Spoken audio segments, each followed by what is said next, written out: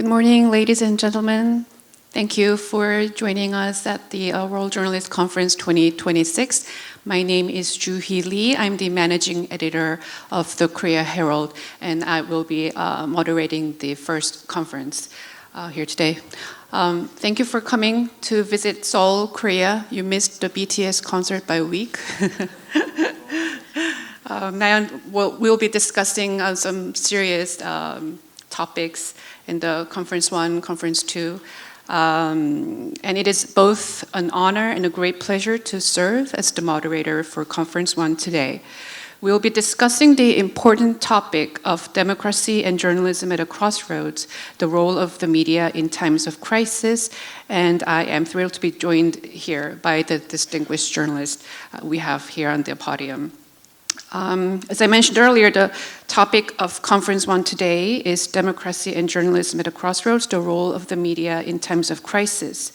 Recently around the world, we are witnessing a retreat of democracy, the spread of disinformation and deepening political polarization on top of widening distrust or disinterest towards the media, not to forget the rise of AI that is rapidly changing the landscape of media. It has become instrumental in preserving the foundation of democracy and building a framework for future growth. And a prime example of this was the role of Korean media in upholding democracy with the people following the martial law declared at the end of 2024. And today, the first conference will reflect these pressing times. And our panelists will share their perspectives on the state of democracy and the media environment in their respective countries and their respective roles that they have taken throughout their career, and engage in a discussion on the role and limitations of journalism during these times of crisis. Okay, let me first start off by introducing our panelists. We'll start from the far right to my right and your left. Daniel Bestar, Asia Pacific Director at Korea International of France. Felix Lil, a correspondent at R&D of Germany. We have Kim Eun-ji, Chief Political Editor at Sisain of Korea. And we have Patrapon Paibosin, Head of Foreign News at Daily News of Thailand. The presentations I will let you know which presentation comes first. We will first hear from Felix of Germany on your presentation. You can take to the. Please give him a round of applause as he prepares his presentation. Hi, yeah. 안녕하세요. Good morning. My name is Felix. And I will be talking. So I'm not controlling the things. Oh yeah, I do with this one. Okay.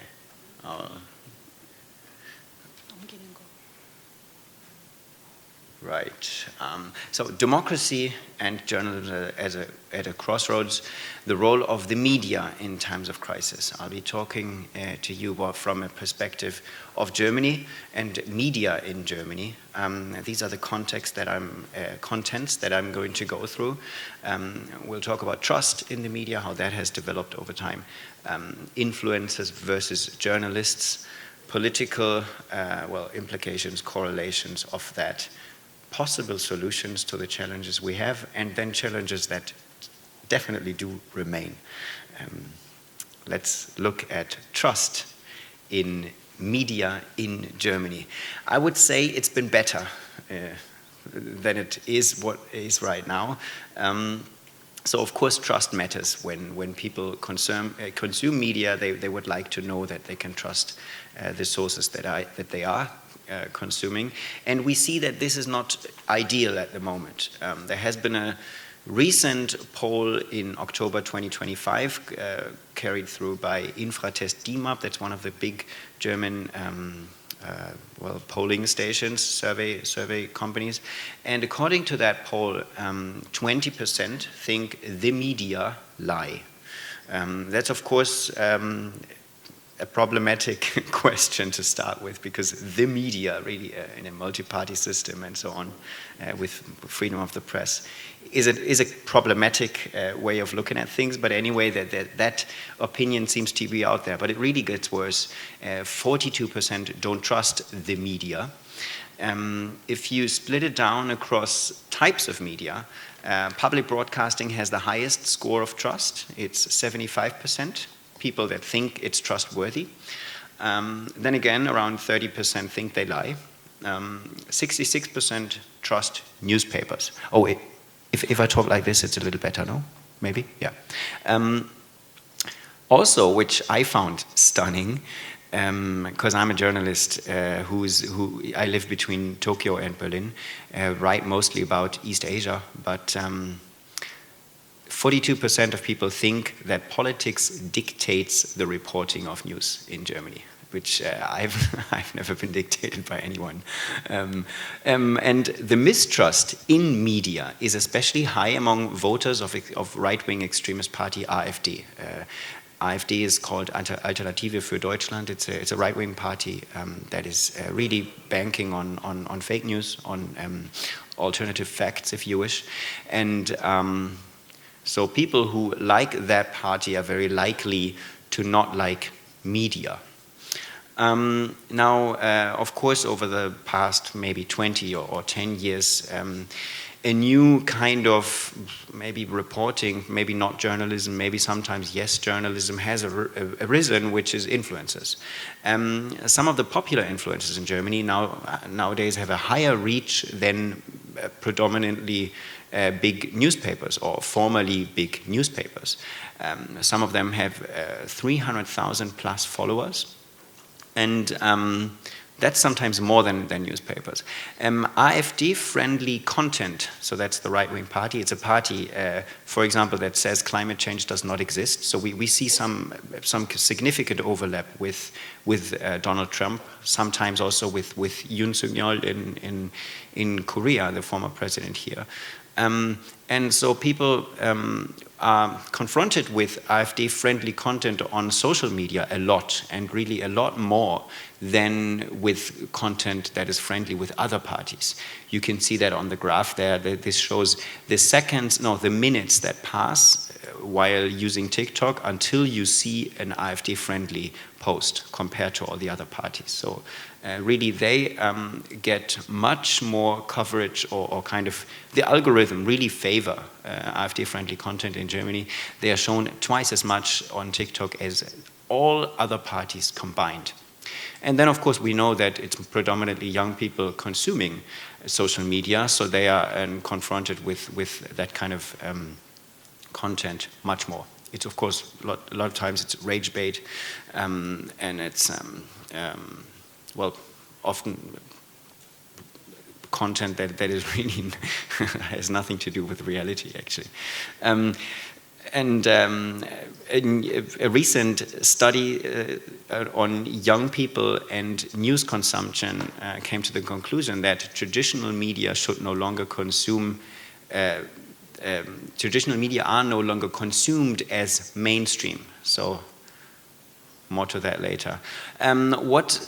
Some things that go hand in hand with that, as far as we can tell at the moment. Yeah, I've looked at a few studies. There's a negative relationship between excessive social media consumption and the attention span. So the more you consume social media, the less you're able to read long articles, apparently. It's probably not quite as simple as that, but there is that relationship. Also, there's a positive relationship between excessive social media consumption and aggressiveness. This, I think, relates to rage bait-based content. And third, this I find quite surprising. Well, I don't know if surprising, but really noteworthy. There's a positive relationship between excessive social media use and voting for AfD in the German case. So again, that's a party that claims climate change does not exist. Things that work. What can media organizations do to not be completely irrelevant in the very near future? Studies show that the more diverse media newsrooms are, the more credibility they have. Diversity, of course, goes through lots of variables. Some of them I've put down here, which is gender. Germany has had lots of catch-up work to do here. So it used to be predominantly male-dominated newsrooms. I think that's changing. I don't know the recent numbers, but my impression from dealing with different news outlets, because actually I'm a freelance journalist. I work for around 50 different publications in Germany, Austria, Switzerland. R&D, the one that I have here on my tag, is one of them. So I have lots of kind of insights into what newsrooms look like in Germany, and I think it's gotten a lot better regarding gender, diversity. Ethnicity, that correlates, of course, with the name, because journalists publish under their name usually, so you will read the name, and apparently it gives consumers of media a better feeling when it's not always a name that alludes to kind of ethnic monotony, or the non-diversity, basically. So the more diversity there is, the better. And political voices also. I think maybe in a discussion we can come back to that later. Certainly this relates to the very beginning, my first slide, where I show that trust in media has waned. Recruiting well-known influencers into newsrooms. This is something that has been done. On the picture we see one of those examples. This is a guy who is kind of made a name of him as an influencer, political commentator, and then he became kind of a columnist with Die Zeit, one of the major newspapers. This apparently really draws young news consumers into consuming the established media houses. And also don't consider the paper product as the core product, but rather as an add-on, and really make the digital jump. But that should have happened 10, 20 years ago, maybe. But in some cases it's not really happening yet. Of course, there are lots of remaining challenges. There's an uphill battle for traditional media brands, I think.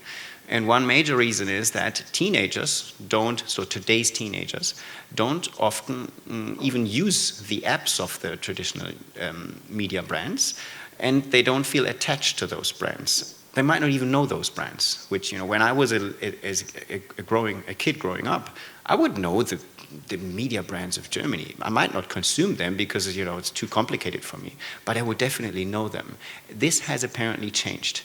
And the next media trend might be around the corner already.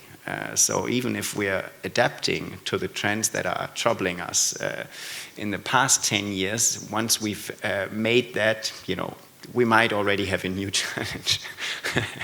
AI-generated content, of course, one that I can immediately think of. That would be it already. Maybe if you have questions, I'm happy to talk about it. For everyone here that understands German, I would like to kindly nudge you towards checking in my podcast that I've been doing for half a year or so with my colleague Fabian Kretschmer. He's a Seoul-based correspondent. It's about current affairs in various Asian countries. We publish bi-weekly, and, well, I'd be glad to have new listeners. And thanks for listening. Cheers. Thank you, Felix. Next we will hear from Danielle from France. Please give him a round of applause. Annyeonghaseyo. Good morning, everyone. It is a privilege to be here in Seoul, a city that stands in many ways as a living symbol of what we are here to discuss. South Korea's journey from authoritarian rule to a vibrant democracy within one single generation is a powerful reminder that progress can be very sharp, but also that nothing is ever fully won and that no progress is irreversible. Democracy, like journalism itself, must be fought for every single day. But as we meet today, the crossroads we face is increasingly shadowed. We are witnessing a global winter for press freedom because this threat does not only come from the usual authoritarian suspects, it is now poisoning the hearts of democracies. We cannot ignore the rhetoric that has emerged from the United States, where Donald Trump systematically branded journalists as the enemy of the people. by reviving this chilling phrase, which was famously used by Joseph Stalin in his own time. The leader of the so-called free world didn't just insult our profession, he signaled to every dictator on the planet that the hunt was open. When the language of the Gulag enters the democratic discourse, the entire informational system is put at risk. But today, I won't give you a theoretical lecture. I'll try to explore the conference's theme through 3 chapters of my modest professional life spent at the intersection of words and power. First in China as a field reporter, then at Reporters Without Borders, an NGO, and now at Korea International. These are not separate stories. They are one continuous reflection of what journalism must do when democracy is under threat. And this reflection, for my part, began about 20 years ago when I chose a somewhat uncomfortable path into journalism. I arrived in Beijing, China, in 2005 as a young journalist. Unlike many foreign correspondents, I wasn't dispatched there by a major media outlet. I went there to learn the language and to understand a society from the inside. This was also a way to test my commitment to the profession of journalism by experiencing it in a context that was fundamentally different from the comfortable Western environment that I knew. I quickly understood that truly covering China meant accepting a radical redefinition of journalism. There was no formal free press, as we call it in the West. Surveillance was already very heavy, and domestic reporters worked under the permanent threat of censorship and crackdown. However, it was also a great opportunity to understand the Western media's own prejudices regarding China, and how the mainstream media in the West projects its own perception onto certain realities. Because China was not a society without resistance. It was actually the very contrary, especially in these years before Xi Jinping came to power in 2012. I had the chance to witness the extraordinary vitality of Chinese civil society, with environmental activists documenting poisoned rivers, for instance, or with those who call themselves Weijianlushi, barefoot lawyers, who were defending victims of land expropriation, or I remember the villagers of Wuhan, a small town in southeastern China, who fought for achieving a remarkable experience in cooperative democracy that was ultimately recognized by the Guangdong communist authorities. None of these people called themselves Democrats, but their actions were the very essence of democracy, holding power to account and building horizontal solidarity. My role was to be their amplifier. In countries where formal democracy is absent, journalism has a special responsibility to document informal democracy, the democracy of everyday resistance and civil courage. Simply bearing witness is an act of resistance, but it comes at a price, one that my Chinese colleagues often pay far more heavily than I ever did. After a few years reporting from other regions of the world, I joined Reporters Without Borders, or RSF, as we call it in French, to lead the Asia-Pacific Bureau. For those who are not familiar with their work, RSF is an international NGO that acts as a global watchdog for the right to inform and to be informed. More than just the fourth pillar of democracy, journalism is viewed as the engine of democracy. Without a free press to provide reliable information, the mechanisms of self-government simply cease to function. At RSF, my mission was to translate individual testimonies into systemic defense. The threats we documented were structural. We saw, for instance, the rise of lawfare, the use of vague sedition or anti-terrorism laws to imprison truth-tellers.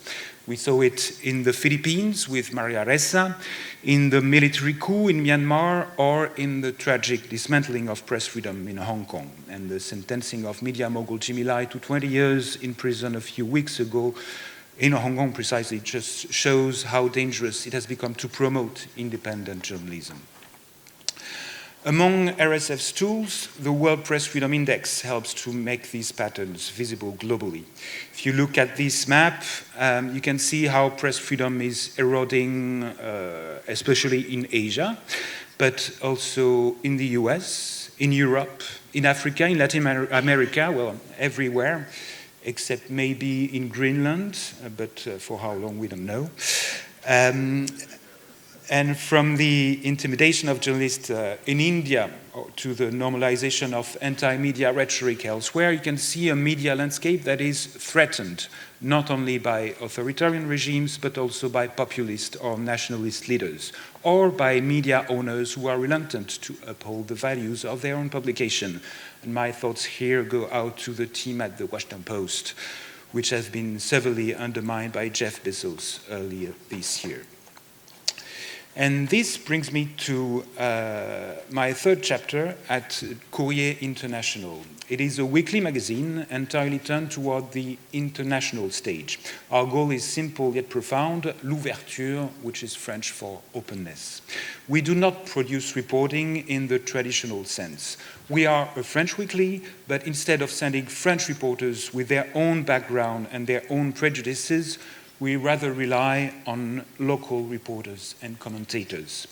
Very concretely, we curate and translate the best articles from the foreign press, from the German weekly Die Zeit to the Chinese Huangqiu Shibao or the Indian website scroll.in, with content drawn from over 1,500 sources worldwide. We are often called the world's largest newsroom. And as the head of the Asia-Pacific section, my job is to offer a horizon of international news. Regarding a Korean matter, for instance, I may write a press digest by confronting several articles from the liberal Hankyoreh to the conservative Chosunilbo. But we might as well place an Israeli editorial alongside a Palestinian or a South African one, for instance. And this is how we practice some sort of epistemic pluralism. This approach is vital for several reasons. First, to get some honest information. By drawing directly from the local sources, we stay as close to the reality on the ground as possible without our own culture's filters. Second, for our own national reflection, we also show France as it is seen from abroad. We believe the gaze of the other helps us understand ourselves and question our own norms. And third, it's a way to decipher complexity. In a world of filter bubbles and algorithmic curation that amplifies outrage, our confrontation of viewpoints offers a necessary friction. And this is a profoundly democratic practice. It refuses the comfort of a single authoritative voice and insists on the difficulty and the necessity of navigating plurality. For my part, I believe that objectivity is an illusion. I prefer the notion of honesty in the gathering and presentation of information, which involves acknowledging the subjectivity of one's perspectives while striving as far as possible to mitigate it. And above all, my current job helps me to understand that although I left China just as Xi Jinping came to power, ushering in a severe crackdown, I am delighted now to highlight the work of many Chinese journalists who are bringing valuable news to life, whether on Weixin blogs or even within the official press. Some of them, I think, embody the very essence of investigative journalism. Which brings me to my conclusion, the democracy of encounter. Whether we are in Seoul, in Tehran, or in Washington, we are at crossroads indeed. The crises are multiple, economic, political, and technological, and journalism alone cannot resolve this crisis, but it remains an indispensable piece of the democratic architecture. In China, I learned that journalism can give dignity to resistance. At RSF, I learned that it can build international solidarity. And at Courrier International, I see every day that it can build bridges between worlds that might otherwise never meet. Journalism is not a comfortable profession. As Polish reporter Richard Kapuczynski observed a long time ago, our essence is to be where history is happening, even when it is dangerous and dark. We are in such a moment. But this gathering in Seoul, this encounter of different languages, cultures, and contexts, is itself a small act of democracy. Let us be worthy of that encounter. Thank you. Thank you, Danielle. Next, we will hear from Eunji. Her presentation will be delivered in Korean, so if you could use the receiver in front of you. For English, you can turn to channel number 1.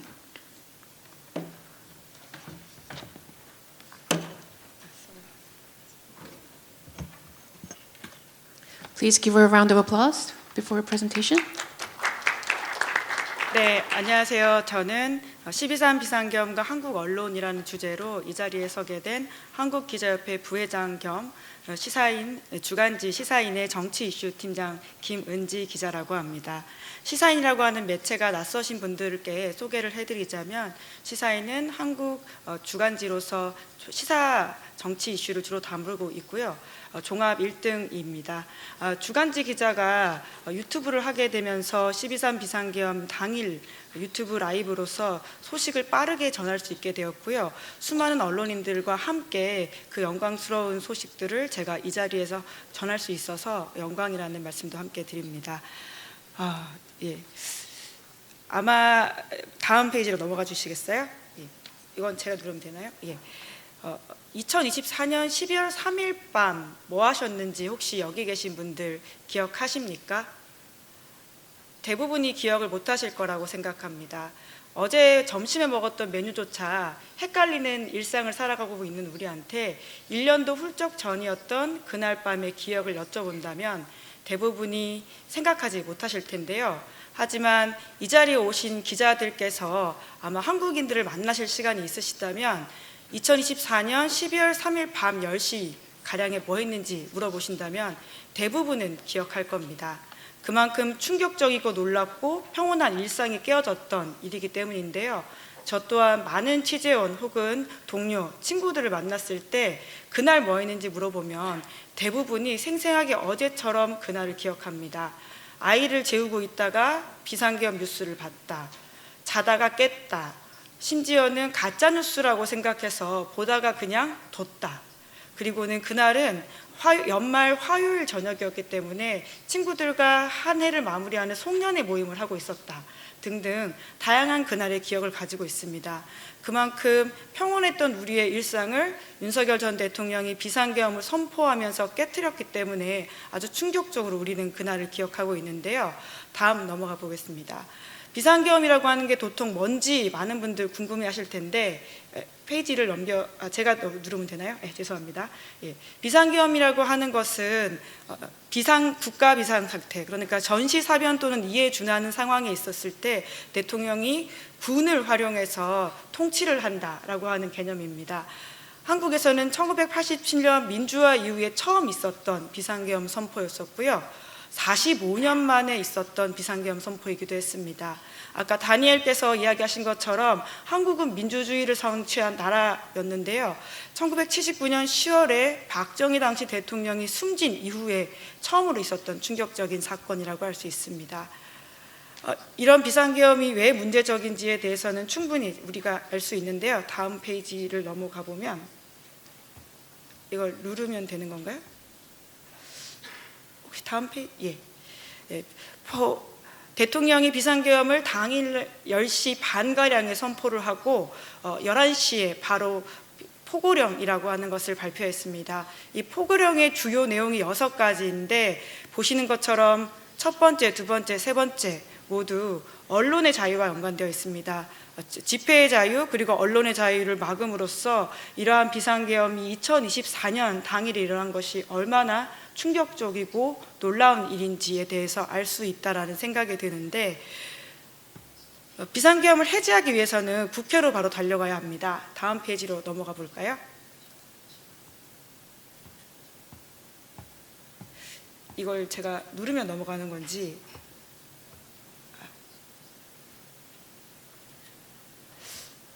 습득법을 미리 알았어야 되는데 죄송합니다. 예.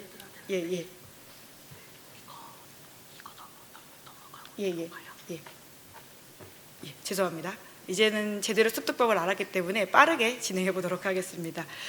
보시다시피 2024년 12월 3일 밤 모습입니다.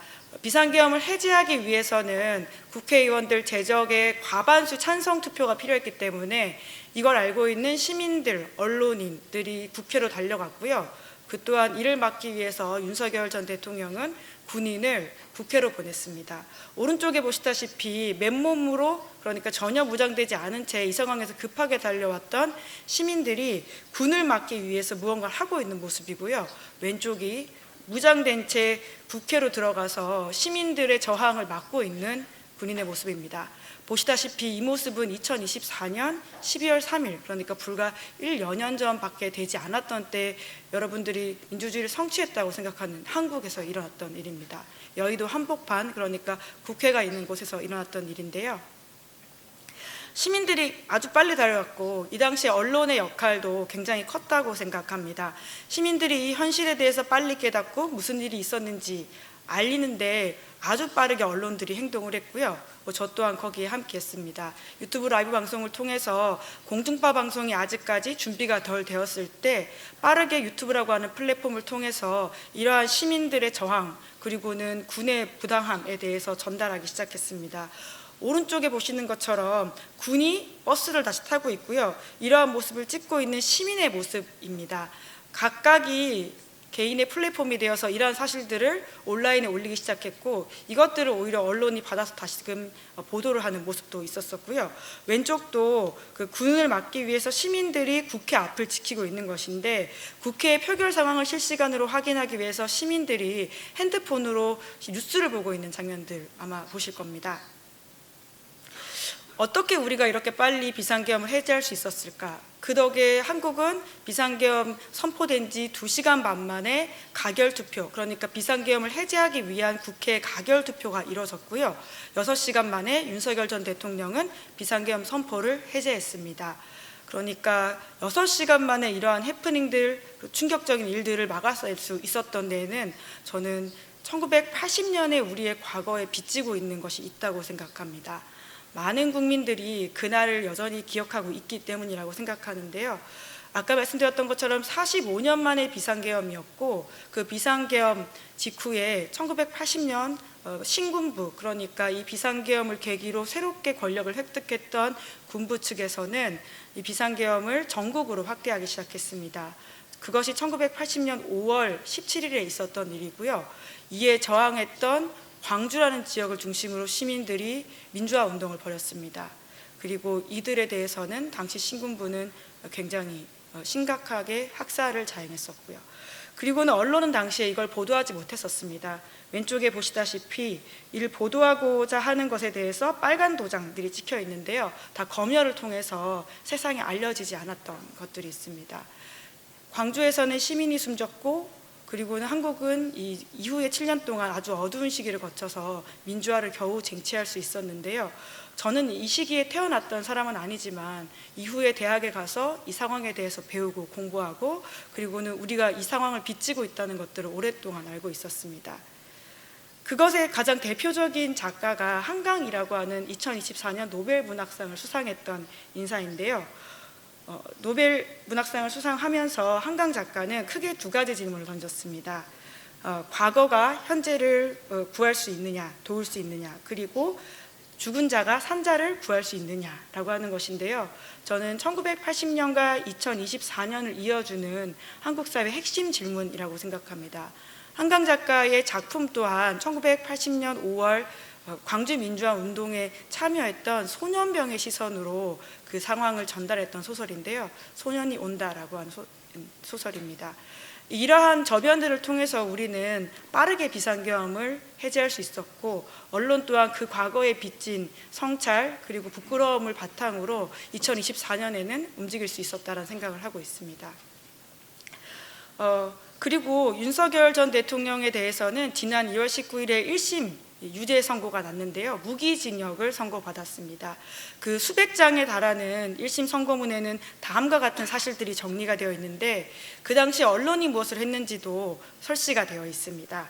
그러니까 무엇보다도 언론인들은 취재를 하다가 계엄군을 취재하다가 포박을 당할 뻔했었고 윤석열 전 대통령에게 비판적이었던 언론사는 단전단수가 될 뻔했었습니다. 뿐만 아니라 기자들은 시민과 함께 저항했다라고 하는 부분이 쓰여 있는데요. 2024년 12월 4일 새벽 47분에 있었던 일인데 한 군 간부가 또 다른 군 간부에게 이렇게 대화를 합니다. 도통 거기서 무슨 일이 있는 거냐라고 하니까 뭐라고 대답을 하냐면요.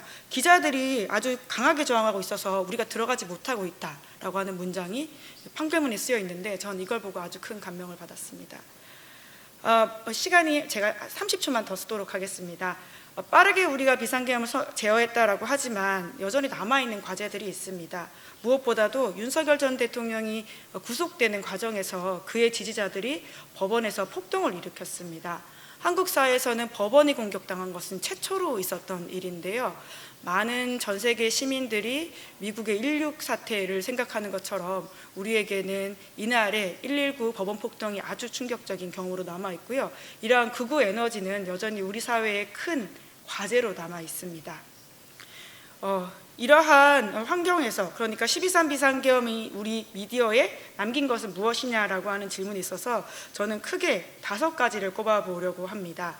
무엇보다도 변화한 기술 환경에서 언론이 아주 빠르게 움직였는데요. 그 빠르게 움직이는 바탕에는 기계적인 중립이라든지 가치 판단이 없지 않았다라고 하는 것입니다. 무엇보다도 헌법을 수호하고자 하는 의지를 바탕으로 이 상황에 관점을 가지고 전달했다라고 하는 것이 아주 중요하다고 생각하고요. 폭력이라고 하는 환경 앞에서는 단호히 그것을 거부한 것이 있습니다. 뿐만 아니라 이러한 극단적인 생각은 공동체에서 배제해야 된다라고 하는 것이 이 상황을 거치면서 언론이 만들게 된 하나의 합의라고 생각하고요. 마지막은 아까 다니엘도 말씀을 하셨는데 우리의 민주주의가 언제든 후퇴할 수 있다고 하는 경계심을 깨닫게 되었다는 것입니다. 저 또한 1980년대 중반에 태어난 기자로서 한국 사회는 민주주의와 산업화를 함께 이뤘다라고 하는 성취에 굉장한 자부심을 가지고 있는 세대입니다. 그럼에도 불구하고 2024년에 단 한 명의 독단과 결단으로 한국 사회 민주주의가 순식간에 후퇴할 수 있었다라고 하는 충격적인 경험이 민주주의는 결코 완성되는 것이 아니고 끝없이 다듬어 가야 되는 것이고 거기에서는 언론의 역할도 굉장히 컸다라고 하는 말씀을 드리면서 또 다른 이야기는 질의응답 과정에서 받도록 하겠습니다. 고맙습니다. Thank you, Eunji. Please give a round of applause. Next, we will hear from Pachapon of Thailand.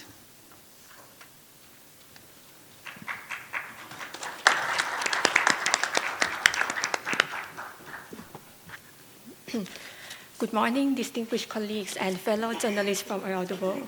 It's such a great honor to be here. Now we are living in a moment when the world is not only experiencing geopolitical turbulence, it's experiencing an information crisis. The conflicts unfold in real time, and political narratives travel faster than verification. Technology makes false information look almost like the truth.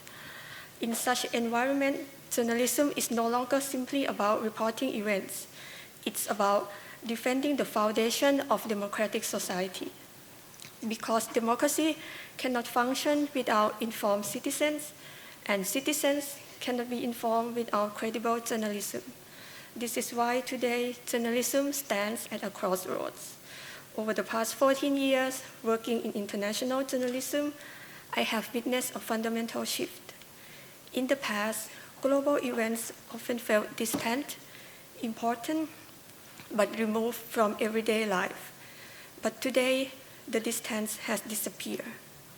A conflict, a diplomatic crisis, or a policy decision in one part of the world can now trigger immediate economic and political consequences from across continents.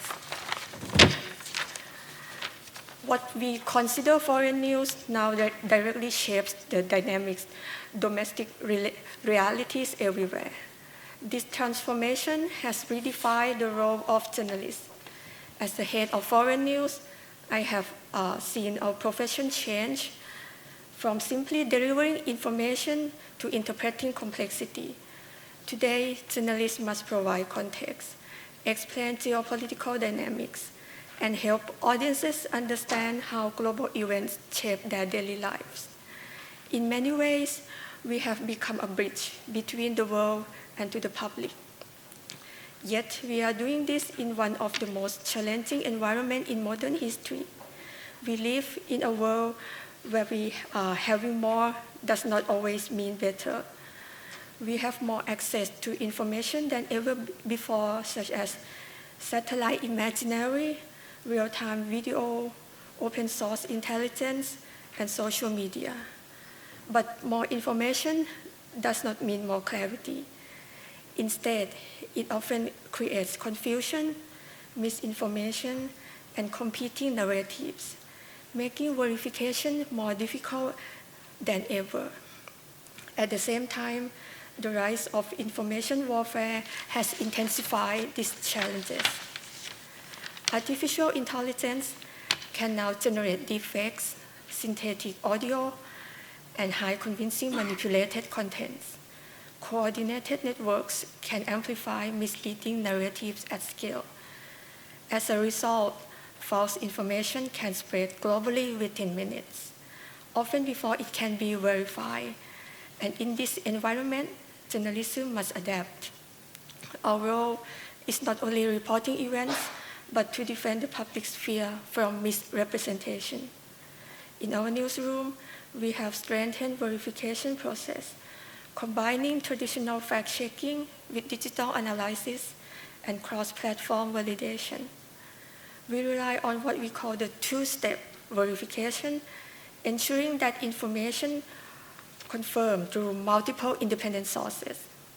This approach is not the fastest, but in journalism, credibility must always come before speed.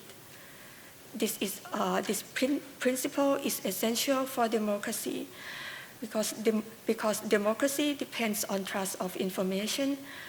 So when trust declines or public debate weakens, societies become more easier to manipulate. And in times of crisis, independent journalism is not optional, it's fundamental. Journalists are not always observers, we are also guardians of transparency and accountability. The nature of conflicts has also changed because today's conflicts are hybrid, combining military force with cyber attacks, economic pressures, and information campaigns. So in such situations, responsible journalism is critical.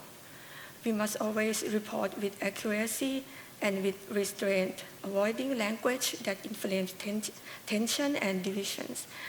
But beyond geopolitics, journalism must remain grounded in humanity, because behind every crisis are real people such as family, communities, and generations whose lives are disrupted. Statistics alone cannot capture this reality. It's through human stories that audiences understand the true cause of the conflicts. Looking ahead, technology will continue to transform democracy. But technology alone cannot sustain it, because technology is a tool, but ethics is the foundation. Integrity, independence, and empathy must remain at the core of our profession. After years in international journalism, one lesson remains clear for us. Technology will change, but platforms will keep changing, and the speed of information will continue to accelerate. But the public needs for the truth will never disappear, because as the journalists, we write the first draft of the history, so let's make sure that we do it carefully, with honesty, integrity, and a real commitment to the truth. So thank you very much. Thank you, Petrapon. Please give a round of applause. Our four panelists gave their insight on their take on the democracy and the role of journalism. First, we had Felix. I'll just give a brief summary of their presentations. Felix illustrated the realistic and fast-changing challenges that the media face, and how public trust in media is dropping, and how media is lagging behind influencers in terms of followers, and how young people consume news mostly via social media. He also talked about the negative impact or the positive impact of that environment, and also offered some solutions that include bringing influencers in to the newsroom. He summed up the never-ending and quite unprecedented challenges such as AI. Then we had Daniel of France, who delivered his thoughts by taking us throughout his experiences and in three major posts, and how the entire global informational ecosystem is put at risk at present. He talked about, which I found very interesting, the the term informal democracy in China. And with Reporters Without Borders, he talked about how, he recalled how press freedom is eroding everywhere and how media landscape is threatened not only by authoritarian regimes, but also by populist or nationalist leaders. He also highlighted the importance of honest information, national reflection, and deciphering complexity throughout through his career at Korea International. And he concluded by talking about how crises come in multiples, including in economic, political, and technological landscapes.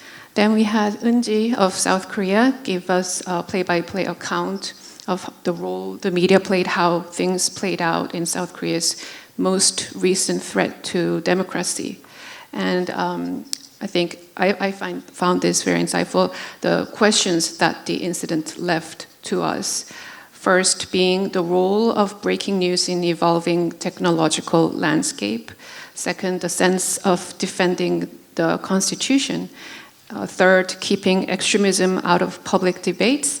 And fourth, to always be aware that democracy can always move backward. And then we had Patraporn of Thailand give her insightful description of what kind of challenges we are facing and how one country's crisis now produces immediate consequences across the continents. And she talked about the paradox of plenty, how such abundance of information makes truth harder to find. And how the sources of our news begin to communicate directly with global audiences, and how advent of AI is bringing information warfare. And she also emphasized the need for rigid verification process because a loss in confidence through reliable news robs us of democratic debate. Okay, that was a summary. I hope I did you guys. Okay, so I'll give each of our panelists 5 minutes to maybe add on to your own presentations or comment on the other's presentation. Just give you additional 5 minutes before we move on to Q&A and a more lively debate. Okay, maybe we start from Daniel. That's okay. Very concretely, what I didn't mention in my presentation is the role of AI that we will talk about later.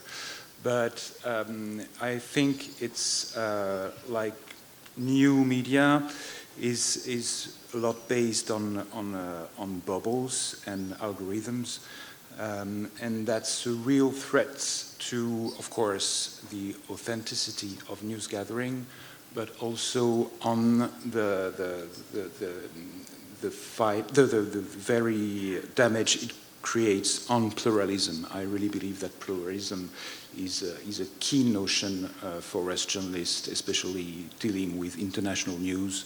And I think this panel is very relevant to highlight the need for plurality. And I'll be happy to answer some questions if you have some. Yes, I would like to add to my presentation as well, following up on what Daniel just did. One challenge to pluralism I see in my home country, in Germany. I'm sure at least some of you experience the same thing in their countries. When in the beginning I talked about trust in media, in Germany, one of the backgrounds to that is that there's one, I think, rising impression among the general public in Germany that the media, of course that such a thing doesn't really exist, but the media are left-leaning and not everybody likes it. And I think this comes to the fore when the media talk about, for example, gender equity, women's emancipation in the workforce, climate change politics, for example. I think why reporting about those topics leads to an impression that all the media are the same and they're all lefties, Probably because lots of media see challenges, for example, in gender equity, for example, in climate policies, which are, based on science. They're not nearly enough anywhere in the world, right? So, and yet, some people in the public think, but why do we talk about that all the time? And isn't there another story to it? And blah blah. And sorry for the blah blah, but it's really sometimes a little bit like that. And then one next step, or almost accusation from the public, is that all the journalists would be lefties, kind of. Interestingly, it's somehow true. In Germany, it's somehow true. Why do I say that? There was a survey about political inclinations among journalists in Germany several years ago, and it showed that really the vast majority would consider themselves as centrist or towards the left regarding what kind of things they believe in, what they like, what they support, and so on. And yeah, this is really somehow it's a challenge. It's a challenge because as I showed in my presentation earlier, this is not me thinking so, but this is research showing that the bigger diversity a newsroom has, the more credibility it will have. Now, turns out that most persons that do journalism in Germany, I somehow believe this is the case in many countries, somehow, they're not really towards the right on the political spectrum. They're more towards the left, maybe. Maybe not extreme left, but somehow a little bit. And then again, how come? Well, I guess one really important reason is that in sociology and demographic studies, which was my field when I did my PhD like 10 years ago, it really shows that there's a strong correlation between level of education and not voting for rightist parties. So it's somehow it's endogenous, basically. So the more you read, the more you inform yourself, the less likely you are not to be center or towards the center left, basically. So there's a problem, because as a journalist, ideally you do have some education, formal education, and maybe finished a degree or so. But there's some sort of a tension. I think again, what is connected to this is the story that talking about emancipation is actually lefty. Personally, I don't think so, because we've had, in my home country at least, for decades, we've had anti-discrimination laws in place. So basically, talking about these things is beyond the political. It's about a question whether we abide by our laws, basically. So the political process is over, unless you want to attack this and think people shouldn't be equal. But then you're kind of also in breach with the ideas of a constitution, of a liberal democracy, which you can be. But I don't think the left-right spectrum really applies here. But somehow the story has become quite strong that talking about emancipation, also climate change, which is obviously based on science, would be a thing of political inclination, rather than believing in the values everybody has already agreed on. But there I think there's a really kind of conundrum. Maybe I'll stop here. I talked a lot. Maybe Eunji, if you have a few things to add. 네.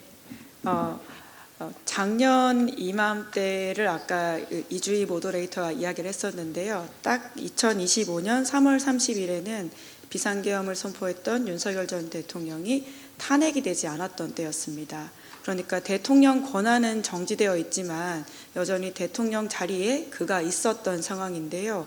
그 1년 전과 비교해서 오늘의 이야기를 전할 수 있었다는 것에 대한 안도감과 또 이런 이야기를 더 나누고 싶다라는 생각이 들긴 합니다. 아까 제가 비상계엄 관련해서 한국 언론이 어떤 역할을 했는지, 그리고 그 역할을 하는 저변에는 어떤 정신들이 있었는지를 말씀을 드렸는데요. 좋은 이야기들 혹은 의미 있는 이야기를 많이 했으니까 시간을 더 주셨으니까 걱정되거나 우려하는 과제에 대한 이야기를 해보려고 합니다. 아까 잠깐 보여드렸던 것처럼 한국의 극우 에너지가 비상계엄 이후에 남아있다라는 말씀을 드리면서 초유의 사법부 공격이라고 하는 행태가 있었습니다. 그러한 모습들이 작년에는 정말 이제 탄핵 직전까지는 아주 센 에너지로 남아 있었고요. 지금은 다행히도 그만큼 큰 결집세를 보이고 있진 않습니다. 그럼에도 불구하고 윤석열 전 대통령은 자신의 비상계엄이 정당했다라는 주장을 계속해서 펼치면서 그 핵심으로 부정선거 음모론을 이야기하고 있습니다. 부정선거 음모론, 굉장히 익숙하게 많이 들어보신 이야기실 텐데요. 자신의 권력을 잃게 된 정치인들이 주로 들고 나오는 카드입니다. 그래서 한국과 특히나 이제 미국에서 트럼프 대통령이 부정선거 음모론을 펼치면서 본인의 여러 가지 권력을 강화하는 혹은 지지자들을 강화시키는 방식들을 쓰고 있는데요. 이런 한미의 극우연대라고 하는 것은 아직 저희 기자에게는 아이템적으로 남아있는 부분도 있고 실제로 한국 사회에 걱정스럽게 있는 어떤 부분이 있습니다. 그런 차원에서 극우 에너지는 한국 언론뿐만 아니라 여기 계시는 모든 기자님들이 함께 오랫동안 탐구해야 될 우리 공동체의 과제라는 생각이 들고요. 아까 잠깐 독일에서도 그 극우 단체들이 윤석열 전 대통령 사진을 꺼내든다라는 이야기 해주셨는데 굉장히 좀 귀에 들어오더라고요. 이제 그만큼 앞으로의 저널리즘의 주요한 역할 중에 하나는 이러한 극우 에너지에 있어서 어디까지 보도하고 어디까지 팩트체크할 수 있을까라는 부분이라는 생각이 듭니다. 때로는 극우의 목소리를 공론장에 올려주는 것이 맞느냐라는 고민도 들게 되긴 하거든요. 그래서 이러한 이야기들은 여기 계신 분들의 고민도 한번 좀 들어보고 싶고요. 또 하나 사실 한국에서는 아직까지도 소셜미디어를 통해서 윤석열 전 대통령과 관련되어 있는 가짜뉴스들이 꽤 유포가 되는데 특히나 그러한 가짜뉴스에 취약한 그러니까 미디어 리터시가 상대적으로 약한 10대 학생들을 중심으로 극우 에너지가 좀 발현되고 있다고 하는 걱정들이 있거든요. 그런 부분에 대한 것들도 좀 저희 한국 사회의 과제로 남아있고 저널리즘의 중요한 과제라고 생각합니다. Petroporn, if you have a few things to add. I would like to add some things about digital disruption because I think it creates another crisis in journalism industry as well.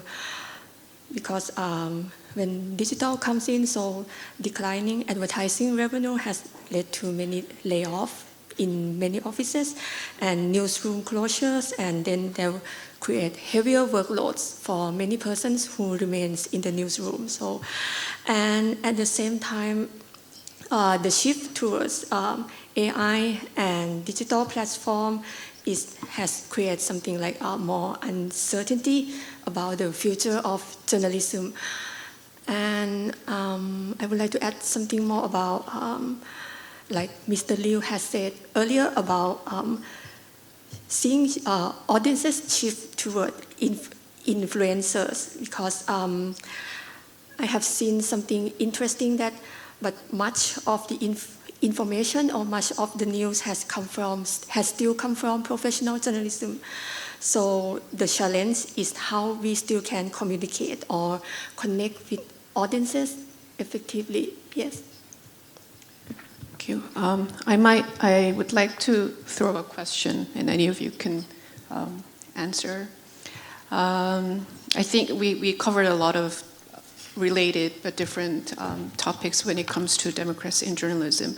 And I think one of the biggest changes that we are seeing in different parts of the world is that the sources, I think Patrick mentioned as well, are trying to directly reach to their target audiences and kind of bypass, I guess, journalism. But in terms of, as journalists, there's a difference between news and information, right? How do we maintain that difference? And more importantly, how do we maintain the attention of the public for them to kind of differentiate between news and information? How do we distinguish that? I may come back to one of the topics that I mentioned at the very beginning of my presentation, which is Donald Trump. I think he embodies a very strong danger for both journalism and democracy by trying to suppress journalism, by trying to just create one link between one person, one president, and what he calls the people. But these people, citizens, they need a filter. And that's our job, to be the filter between what the politicians say and what the citizens should hear. And I think it's a rule that is a real key to democracy. And we see it a lot with corporate news as well, where big comms teams are trying to sell their products and try to greenwash things, and in times of manipulation of information, the role of journalists to be a filter for this kind of manipulation is really a key. I agree with all of that, but I would like to add something a little bit different, which is style of presentation. When it comes to the question, how do you reach your audience? What influencers are very good at, when they are good means kind of successful, right, reaching a lot of people, is they appear to be more natural, more like straight from the lips, saying what they think, and kind of appearing as if not to have any filter, right? And this seems to be very appealing to a lot of people. And I see at least in German language journalism, that the established media houses are kind of going towards that direction as well, because probably they've seen that this works. And especially one of the media, so I'm giving you an example now, and maybe you've experienced the same.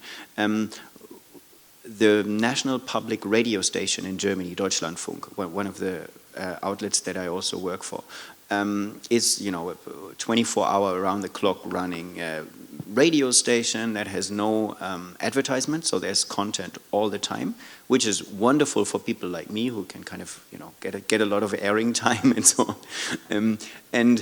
So the classic journalism piece in that radio station would be a scripted story, basically like an audio article, right? So narrating voice, then there's an audio clip like a quoted person, maybe with a voiceover, then there's a bit of atmospheric sound, and then there's the narrating voice again, and so on. But of course it's scripted, so when I produce my piece, I will write the whole script, including my part, then the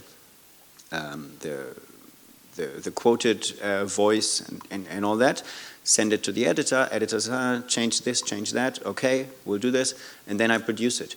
But then while producing it, I'm reading it out. So it's not really me naturally talking, but it's me reading out my pre-produced text, which is less natural, obviously. And suddenly my voice changes also.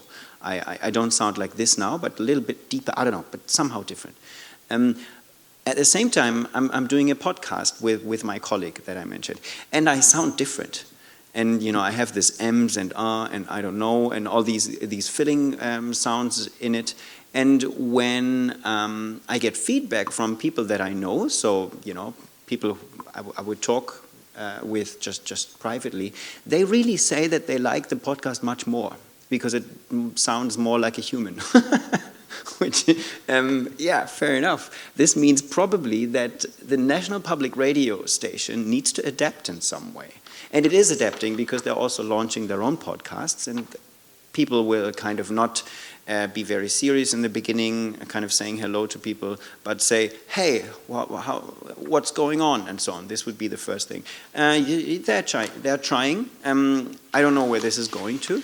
But when it comes to trying to engage with people, maybe that is one way. seems to be. So maybe an incredulous question to you. If I ask you, so you don't think newspapers will ever make a comeback like books, hopefully? No? Very, very good question. No, actually, some of the print publications in Germany are growing in print run, but it's less the dailies and rather the monthlies and the weeklies. So people will kind of sit back take some time and then take the time to read long papers. I don't know the demographics of readership there. If it's kind of people like our generation or much younger people. I wish I knew. So that would kind of tell us if it's really a comeback. Right. I don't know. I mean, you both made very interesting points, and especially when Felix talked about how podcasts done by journalists are more engaging to the audiences. But then it also raises a question, maybe one of you could comment on that. It comes down to, I mean, a seasoned journalist, I think, will manage very well, like yourself, a podcast, right? But I think journalism also, it's journalism because it comes with a very strict verification process, right? It does not allow subjective, I guess, interpretation of things or facts. I'm going to ask. So how do we combine those two different aspects, the future path of journalism where it has to be more engaging to our audiences, but also kind of maintain the rigid verification process and being factual and being objective?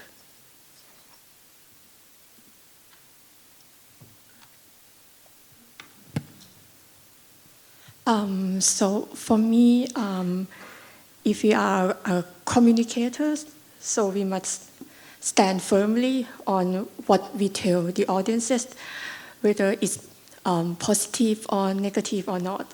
And if we are audiences or readers, so we must question, compare, and think carefully before deciding to believe what is right or wrong, because I think journalists should not judge for the readers.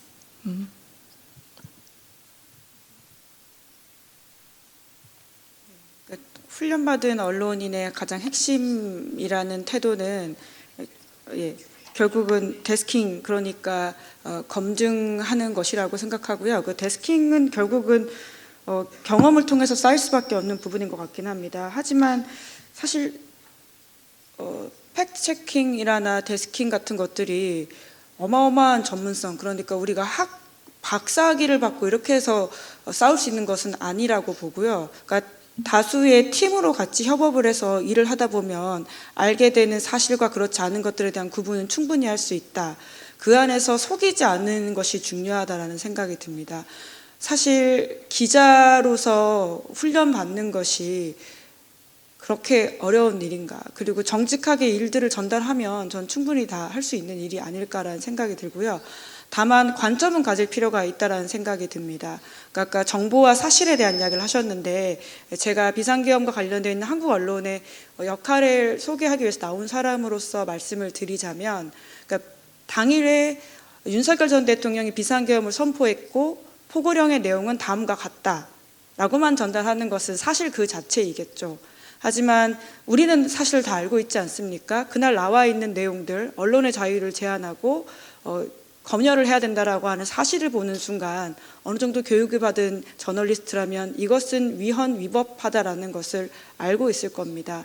그렇다면 그러한 관점과 생각을 섞어서 그러한 시기에는 이야기하는 것은 오히려 더 나은 저널리즘을 만드는 태도라고 생각을 하고요. 때로는 정파적으로 보일 수 있다는 걱정이 있겠지만 그 정도의 구분은 이 자리에 계시는 분들이라면 저는 충분히 할 수 있다고 생각합니다. 민주주의와 민주주의가 아닌 것들, 때로는 다름과 틀림을 구분할 수 있는 능력은 시간이 지날수록 점점 어려워지는 건 맞지만 적어도 훈련받은 기자라면 다름과 틀림은 충분히 구분할 수 있다. 그날은 충분히 틀린 날이었다라는 생각이 듭니다. And I think that could be something that AI can't do and we can, right? Okay. We'll take the open the discussion to the floor. We will accept questions from you. If you raise your hand, I will call you and our staff will hand you the microphone. And before you ask the question, please state your country and your affiliation. Thank you. Okay. If you could raise your hand so our staff can see you. Thank you. Hi, I'm Jonathan from Manila Bulletin in the Philippines. Here's a question for Felix.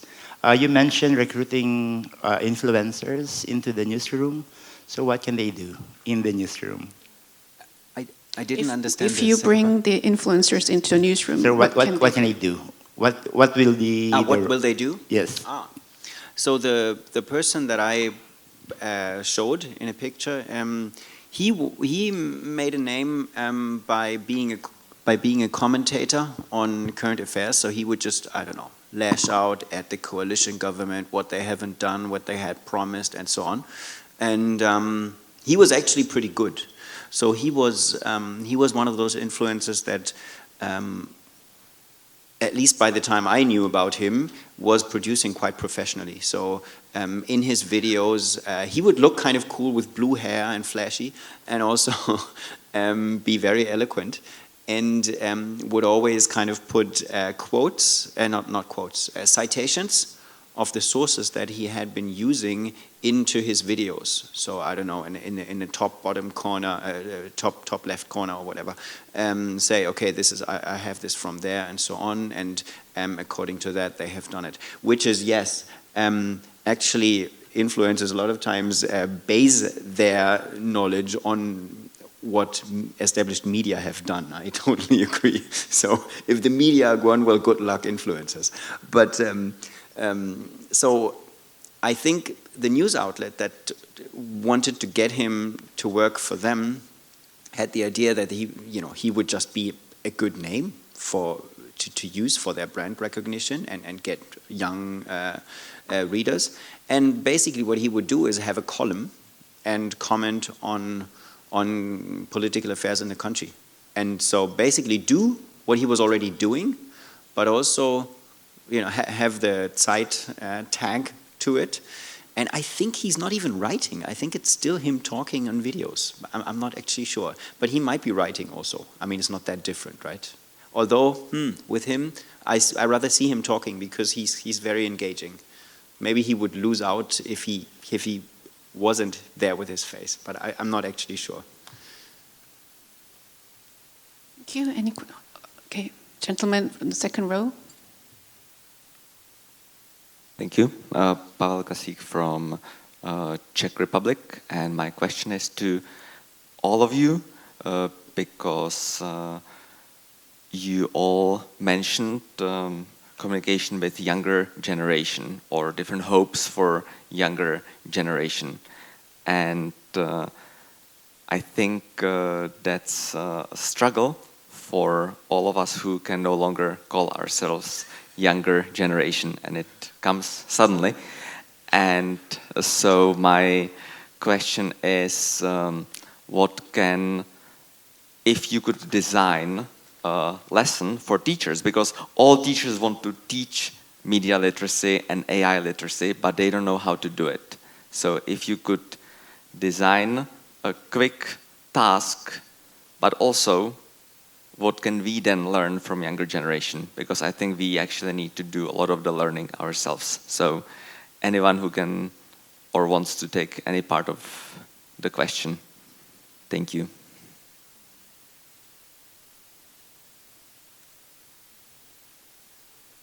Yeah, your question just makes me think about, well, I will go on with my motto, which is pluralism, but it makes me think about the Gen Z revolution that we witness in several countries, especially in Asia. I mean in Nepal, in Bangladesh, and these revolutions were really supported and upheld by the younger generation, by the Gen Z. And I think it's a very good inspiration for people from other countries, especially for us in the West. And I think what can be taught to young journalists or to the public is how some civil society can really grasp the reality of power through very democratic means, and I think these Gen Z revolution are a real source of hope in a world where we saw that journalism is suppressed in many countries. I think there's something to get some inspiration from these movements, who manage to create to create some kind of informal democracy through social media, and that's something very new that I think might be reviving old democracies as like we are in Europe or in North America. In the front. Thank you so much. My name is Anastasia Lavrina. I do represent a news global TV channel based in Baku, Azerbaijan. So my question to all of you, I want to know your expert opinion. Starting from the first presentation, actually, there was one phrase I like it a lot, that 42% think politics dictates reporting, and you said you are not. Indeed, but there is, here you also mentioned many times, Western perception, Western understanding of the situation, and there is, I guess, somehow division on how the Western worlds can see the situation all around the world, and there is also the narratives existed in some others media.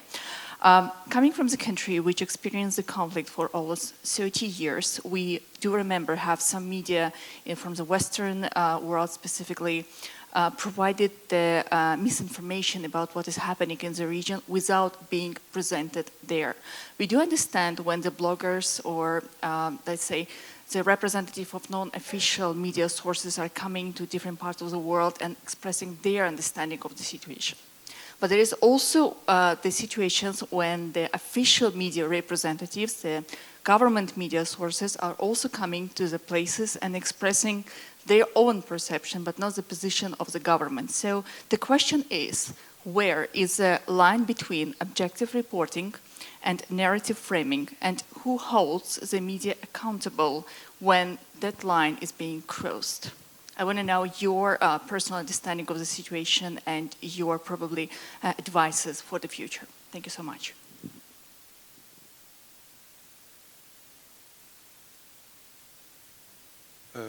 I can just say a few words about who hold the media accountable. I think the media.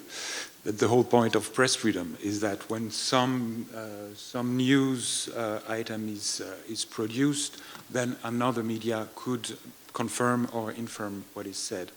I think that's the very nature of press freedom, is that you have a plurality of voices, and the media is supposed to hold the media accountable. And as you said, there is no such thing as the media. The media has to be diverse, and thanks to this diversity, you can hold one media house accountable, I think. Right.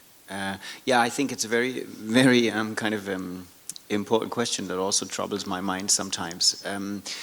In my home country, you know, with the emergence of voices like AfD, which also really challenge media, this is becoming much more difficult, actually. So, but 20 years earlier, when there was a far left party emerging, it was also very difficult to kind of strike the right balance between being commentator-ish, where you are not supposed to be, or just being objectively reporting without providing context. So some people will, you know, and really, I think when it's about contentious topics, you can never kind of make everyone happy. So for example, now when you talk about AfD, sorry, I keep getting back to that, but I think here the example is so obvious. When AfD claims there's no climate change, or basically they would correct me and say, no, we're not saying no climate change, but no man-made climate change. But you know, I guess you know what I'm talking about. Then what do you do with that? Do you just say, yeah, there is no climate change according to AfD? Is that newsworthy? Or do you declare it as bullshit, which it is, I think, because 99-point-something% of scientists around the world agree, well, probably very good reasons to think human behavior is directly connected to CO2 emissions, which is directly connected to climate change. So then, what do? Do you say voices that put those ideas in the world, oftentimes also by means of financing influencers, which then carry it through and so on. Do you kind of say this is wrong, but then you will also alienate lots of people in the country and make them think you're lying, right? so it's very kind of difficult to strike the right balance between providing context, which sometimes already looks like you're a commentator. It's really hard, I think. Yeah, Patrick Point, if you want to add comments to what Daniela said. I would like to give some short example from my home country, from Thailand.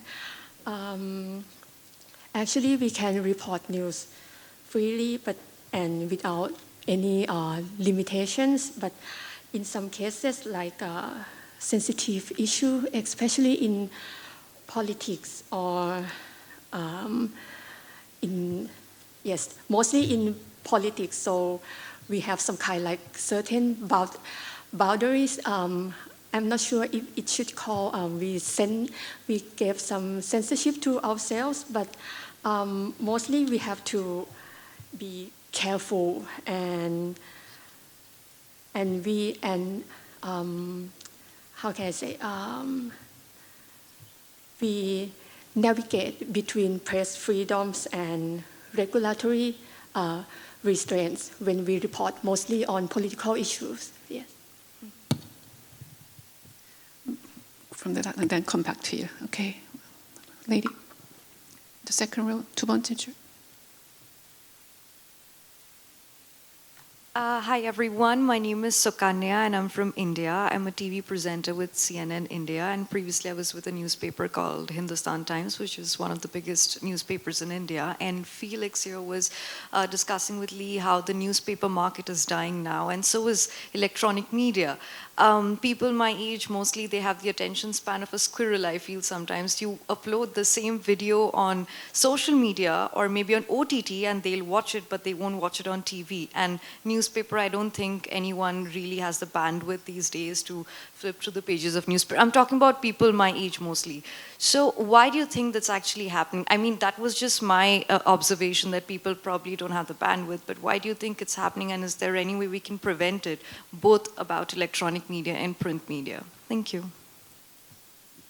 Interesting question. Why do you think traditional format of media is, I guess, not dying? Let's not call it dying. Right? Yes. Right.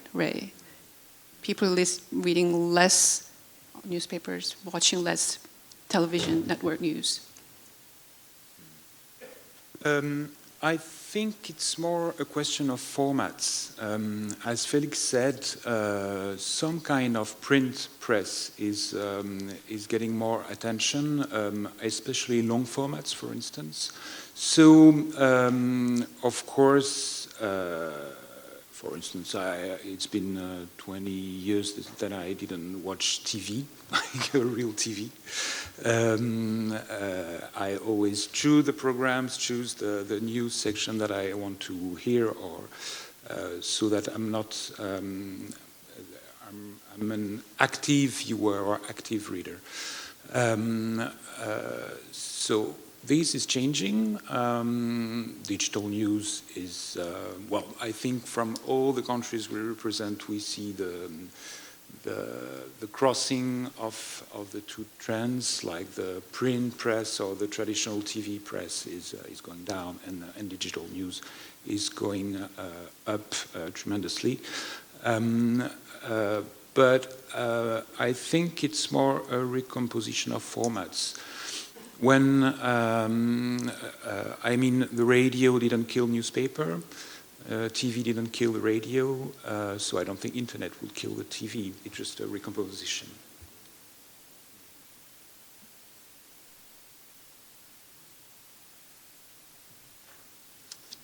Okay, next question.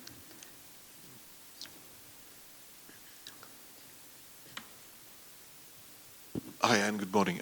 My name is Mushred Hasib. You can call me Hasib or Mushred. It's flexible. So I'm from Dhaka. So recently we have witnessed quite an interesting time in Bangladesh. So we had this Gen Z revolution.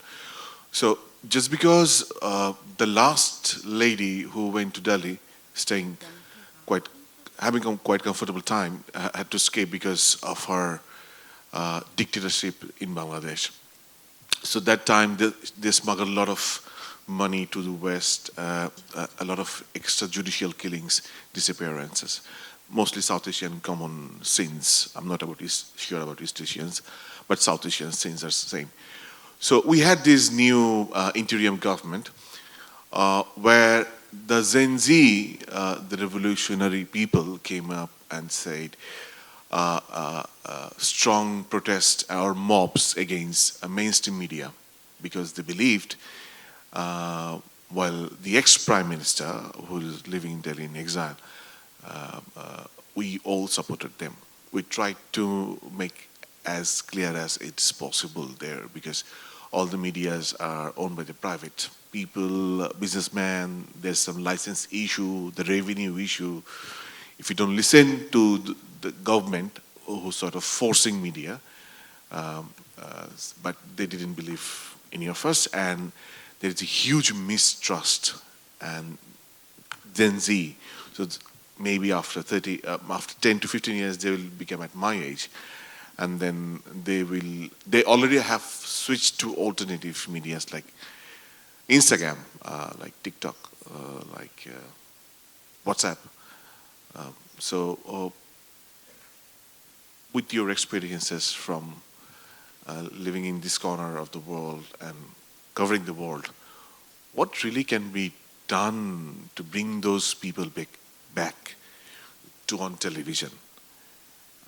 Because revenue matters, and as revenue matters, salary matters, so that I live. So how do we bring our audiences back? Yeah. Yes.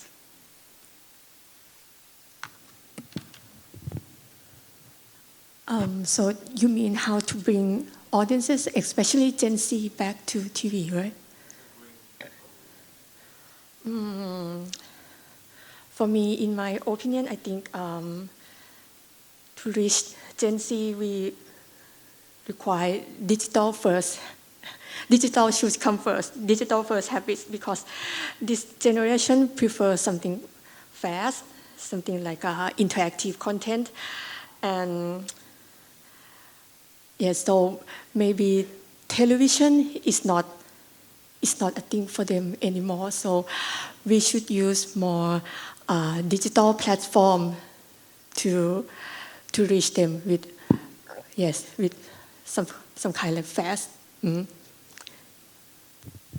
Just to add, my 10-year-old daughter always comes up to me and says, "Mom, something happened." I ask, "Where'd you see that?" "YouTube." I'm like, "Okay."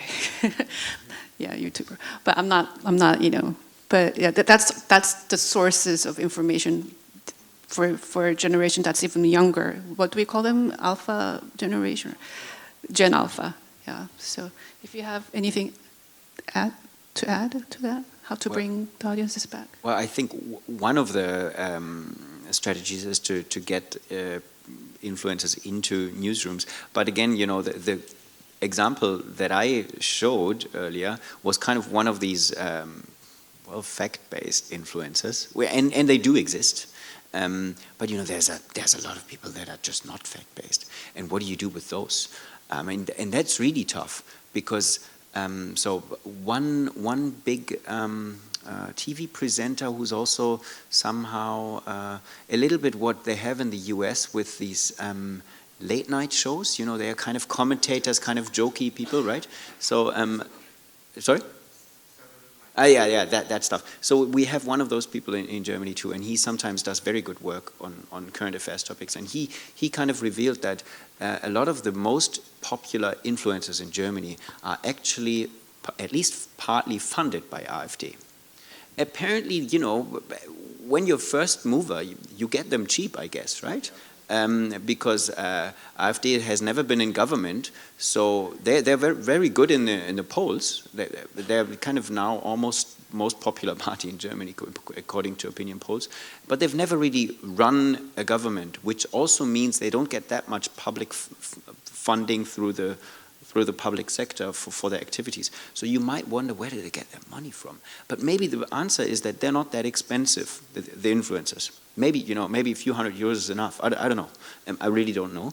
But the problem is, so these, you know, oftentimes were people that made a name through, I don't know, commenting on video games or, you know, doing something that is really not political. But suddenly, you know, you have your engaged viewership and suddenly you start being political here and there, you know, drop a word or two and so on. And apparently that's quite well, what is it? Impactful. But when you're a media organization that kind of takes pride in being fact-based and all those things that journalism is made of, you might not really want to approach these people. I mean, because the journalism is just not what these people do, right? So you have to be selective in who to approach. And probably there's a lot of gray zone stuff around where if you would like to work together with someone, maybe that person would have to undergo some proper journalism training at some point before being aired. But then, you know, probably the character of that person is going to change also, and the style, and, you know, it's losing appeal, and so on. But really, I see some solution in that. But carrying that out is probably very, very difficult. Yeah. Sir?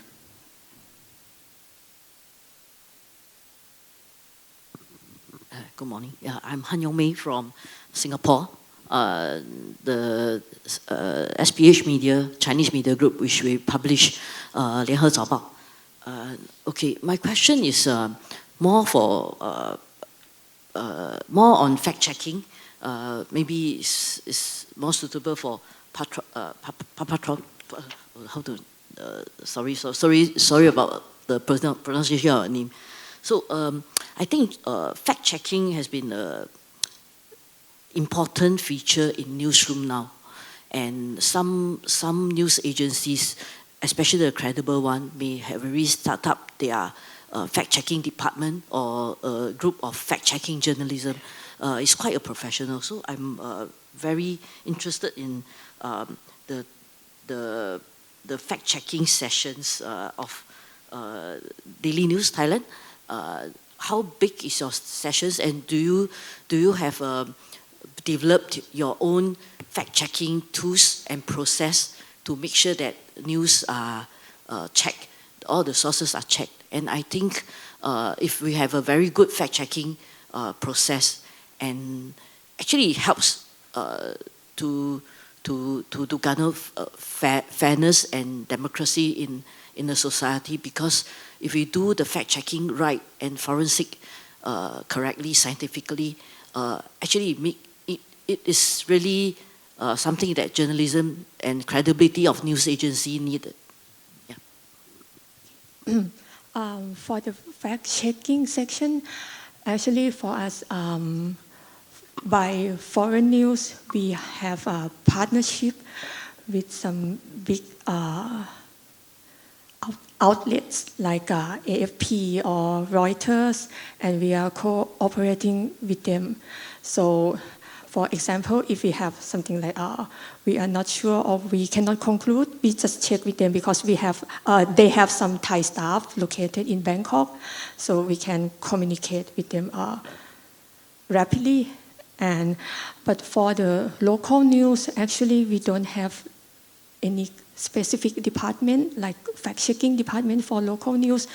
But if you would like to check something, firstly we compare our information to other news sources, or we just ask our sources directly and compare and check or analyze this information at the back steps to analyze or to communicate each other at the backside if it should be published to our audiences.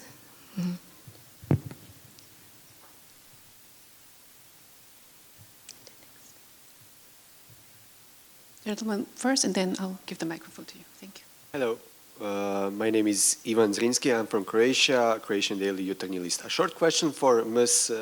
Kim Yon-ji, sorry for my pronunciation if it's wrong. Could you please elaborate a bit more on the events of December the 4th, when the journalists, well, actually defended in a way the National Assembly? How many people were there? What was their role? Did they just report or even physically defend the National Assembly? That's it. 네, 질문 주셔서 감사드리고요. 비상계엄 12월 3일 밤 10시 반경에 윤석열 전 대통령이 비상계엄을 선포했었습니다. 그 속보는 방송 3사가 전하고 있었었는데 그 이후의 상황에 대해서는 속보를 받던 대부분의 언론인들이 국회로 달려가거나 혹은 본인의 회사로 들어갔습니다. 그리고는 제가 아까 말씀드렸던 함께 시민과 계엄군과 저항했다라고 하는 것은 그러니까 현장에 국회에 있었던 기자들의 이야기인데요. 규모를 얼마나 말하기에는 평상시에 국회를 출입하고 있던 기자들 그리고 영상 기자만이 아니라 카메라 기자 그리고는 기술 기자들 다양한 분들이 계시면서 거기서 현장을 전하면서 심지어는 계엄군을 막는 일을 같이 했던 적이 있습니다.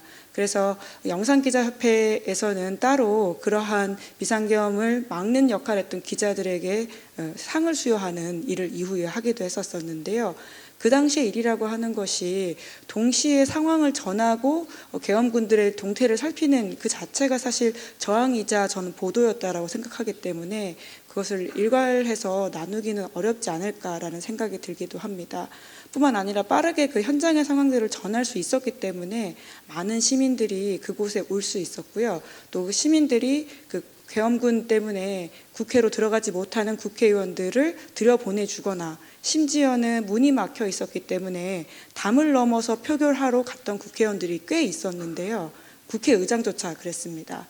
그런데 그 국회의원들을 받쳐주고 올려주는 역할을 하는 시민들이 많았었는데 그 시민들의 모습들을 또 기록했던 것들이 안에 들어가지 못했던 기자들이었기 때문에 그날은 시민과 기자의 역할이라고 하는 것이 굉장히 뒤섞여 있었다라는 생각을 많이 하게 되긴 합니다. 뿐만 아니라 그 시민들이 그 언론 보도들을 실시간으로 보고 처음에는 유튜브를 통해서 빠르게 전달이 되었고요.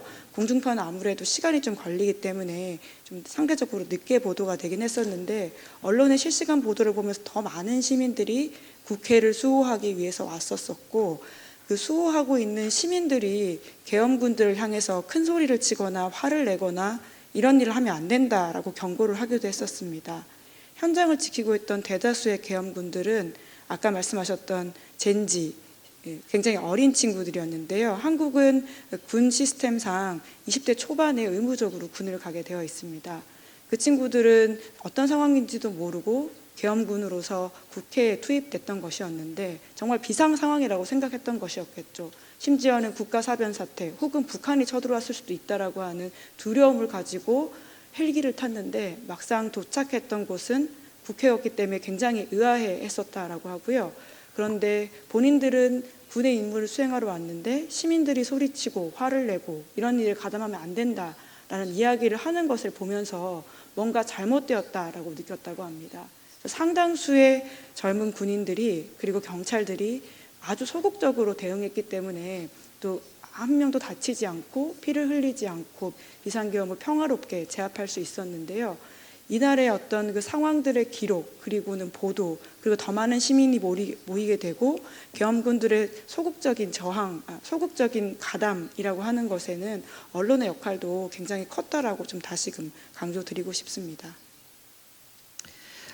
In the interest of time, I think can only manage one more question. Thank you very much. I am from Uzbekistan, Dunyo Information Agency, Hikmatullah Milkuziyev. My question is mostly about the manipulation in media. How can journalists effectively identify and counter subtle forms of media manipulation while maintaining audience trust and avoiding accusation of bias? How to protect our auditory from the media manipulation at all? Maybe some list of recommendation. So how to protect the media from manipulation? And identify. Okay. How to identify.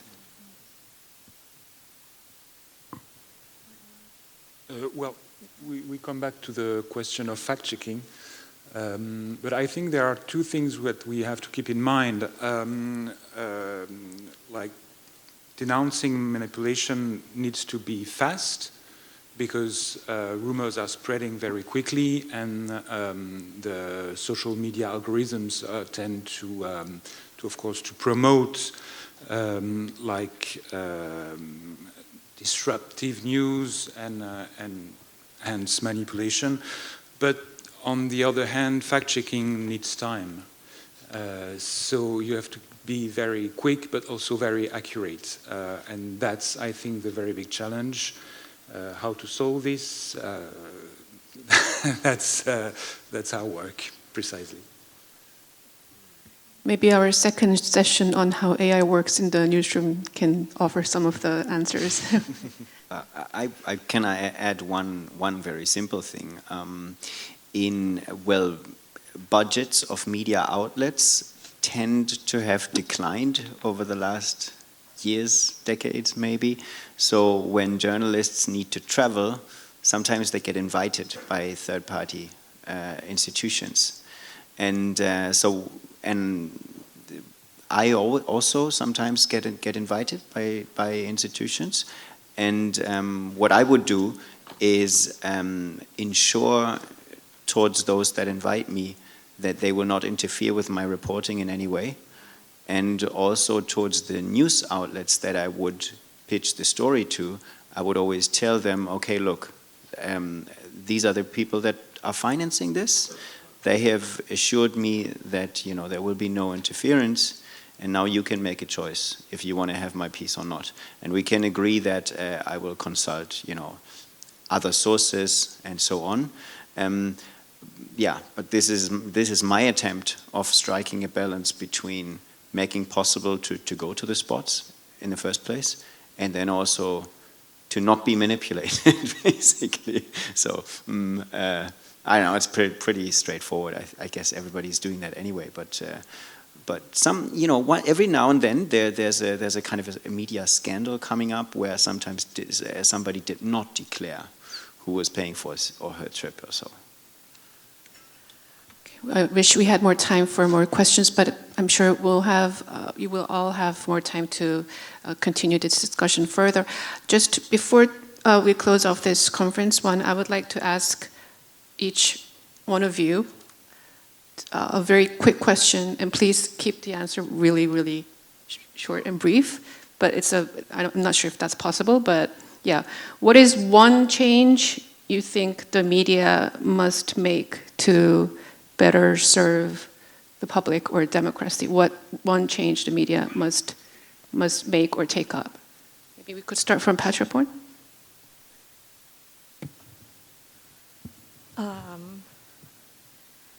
For me, I think we cannot always compete on the speed. So, because there are newer platforms happen every day. So, instead, we should focus on what we can do, like depth, accuracy, and analysis. 왠지? 예, 좋은 저널리즘에는 돈이 드는 게 사실인 것 같습니다. 작년에 뉴스에 대한 수요들이 굉장히 올라갔습니다. 한국 사회의 민주주의 위기라는 것 때문에 텍스트는 언제나 위기였지만 그럼에도 불구하고 뉴스에 대한 수요는 폭증했던 바가 있는데요. 이러한 시기에 언론의 역할과 의미를 제대로 보여줌으로써 좋은 저널리즘에는 돈이 들고 좋은 저널리즘이 민주주의를 지킨다라고 하는 하나의 효능감을 독자와 시청자 혹은 시민에게 드린다면 우리는 그 위기를 또 어떻게 뚫고 갈 수 있지 않을까라고 하는 경험적 그 바람을 더해서 이야기 드리도록 하겠습니다. Felix? Yeah, one thing that I'm sometimes talking about with friends and colleagues of the industry is a possibly near future where we are being overtaken by AI writing our stories. And I don't really see established media going down that route and saying, hey, reporters, bye-bye, we have a machine now. But I do imagine that there will be new media just starting with this from scratch and becoming quite popular. And so, of course, we need to be ready for that. And maybe one way is putting a disclaimer at the bottom of our story saying there was no AI involved. But maybe. But I think what's really important is to know that we have something that AI does not, which is to dig out new stuff. Because AI, at least so far, and I can't really see that changing, bases on things that are already available in text or audio form. But we can go to the places and really get out things that have not been said yet. And this is valuable. And I hope and think that this will also be content that people will be happy to pay for in the future. So we need to do more of that, even more. Thank you. Daniel? I would think about inclusivity of people in media houses, but also of alternative subjects and alternative viewpoints. What is not in mainstream media deserves to be told. And I think that's something that, for the while, AI is not able to do. So let's do that. Well, thank you so much. Thank you, everyone, for your attention and your participation. This concludes Conference 1 of the World Journalist Conference 2026. And we'll now have a 10-minute break. And after the break, the introduction session for each participating country will follow. So please, I ask you to be back in your seats by 11 a.m. And thank you again to our incredible panelists here. Please give them a round of applause. Thank you so much.